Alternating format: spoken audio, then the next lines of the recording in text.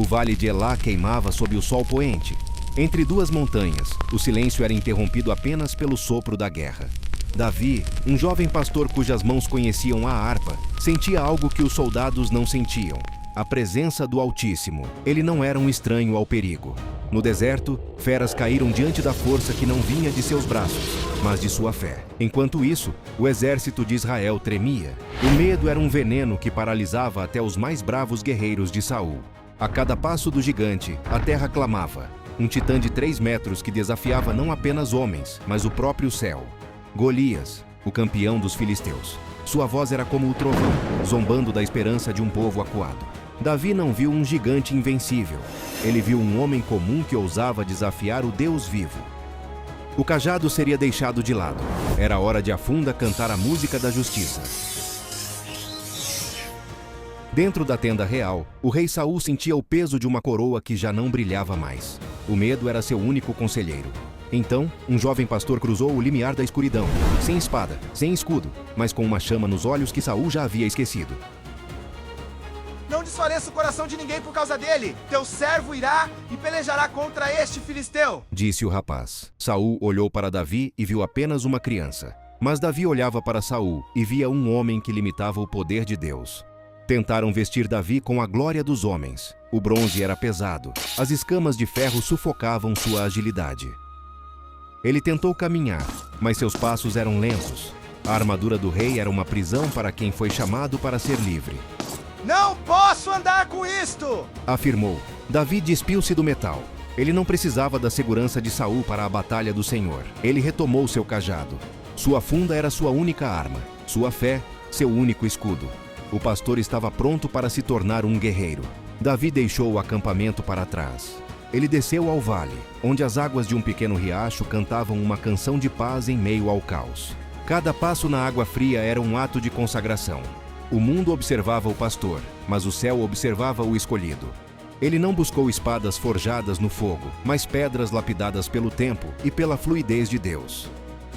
5 pedras lisas, simples para os olhos humanos, mas instrumentos de julgamento nas mãos daquele que crê. Ele não escolheu 5 por medo de errar a primeira, mas para mostrar que estava pronto para enfrentar todos os gigantes que se levantassem. Guardadas na bolsa do pastor, as pedras agora faziam parte de um plano eterno. O peso do destino estava pronto para ser lançado. Davi atravessou a fronteira entre o medo e a glória. À sua frente, a sombra colossal de Golias começava a cobrir o vale. O olhar do pastor mudou. Ele já não via um inimigo. Ele via uma oportunidade para o nome de Deus ser exaltado. No centro do vale de Ela, 2 mundos colidiram. De um lado, o orgulho de um império. Do outro, a humildade de um escolhido. Golias rugiu em zombaria. Sou eu, algum cão, para que venhas a mim com paus, gritou ele, amaldiçoando Davi por seus deuses. A voz do gigante era como um terremoto, mas Davi permanecia como uma rocha. Ele não lutava contra a carne, mas contra a soberba. Vem a mim, e darei a tua carne às aves do céu e às bestas do campo, disse o gigante. Mas a resposta de Davi cortou o ar como uma lâmina sagrada. Tu vens a mim com espada, e com lança, e com escudo. Porém eu venho a ti, em nome do Senhor dos Exércitos, o Deus dos Exércitos de Israel, a quem tens afrontado. Pela primeira vez em 40 dias, o gigante sentiu algo estranho. Não era medo, era a percepção de sua própria pequenez. A discussão havia acabado. O veredito do céu estava prestes a ser executado no campo de batalha. Sem hesitação, Davi moveu-se. Sua mão direita mergulhou na bolsa, onde o poder do Criador já habitava em forma de pedra. Ele não esperou o ataque. Davi correu em direção ao perigo, transformando o vale em seu santuário de coragem. O som do couro cortando o ar era como o rugido de um anjo.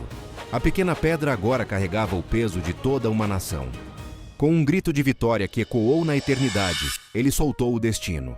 A pedra não foi lançada apenas por mãos humanas. Como um raio disparado do trono de Deus, a pequena pedra atravessou as trevas, ignorando as armas do inimigo. Golias viu a morte vindo em um fragmento de rio. O tempo parou para o campeão que se achava imortal. O impacto não foi contra a carne, mas contra o orgulho.